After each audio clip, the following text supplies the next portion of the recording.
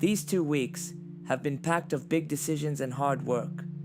The game looked okay, but it didn't have much depth or personality. The sprites were there.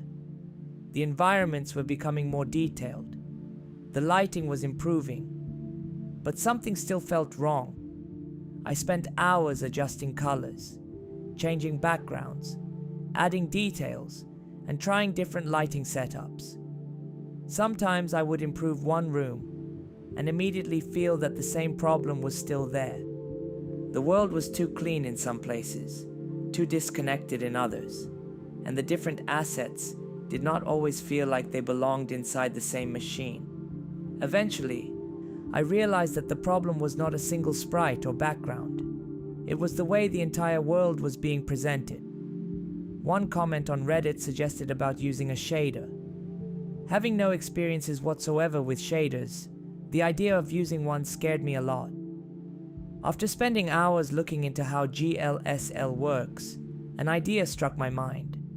The idea of a limited robotic CRT-style visual for ISO's first level started to resonate in my head. The player should see what ISO sees, not just as a video game, but as an immersion in the world through ISO's sensor. The area is dark, with very few light points, so I thought the whole level should look like seen through a night vision device. Instead of treating every asset separately, the shader processes the final image and forces the whole game into a more controlled visual language. It reduces the colors, changes how light and darkness are perceived, and gives the image a harsher, more mechanical feeling. At first, reducing the palette felt like taking possibilities away, but limiting yourself can unlock creativity. The restrictions started solving problems that complete freedom had created. Instead of asking what else I could add, I started asking what the image actually needed.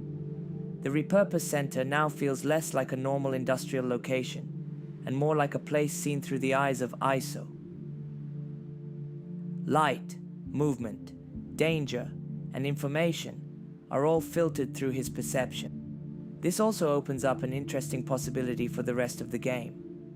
The world may not always look exactly like this. Different areas outside the repurpose center could affect the way ISO perceives his surroundings. The palette, contrast, or visual processing could change depending on the environment, ISO's condition, or what is happening in the story. I also added a proper options menu. It is a fundamental part of the experience, where you can change the language, adjust the audio, and open a controls page to check the keyboard or controller layout. If you have suggestions on what else should be included in the pause menu, let me know. I have also started doing weekly game development live streams here on YouTube every Tuesday. So if you want to see more of the development process, you can join me there. Setsunai FM, signing off. See you in the next devlog.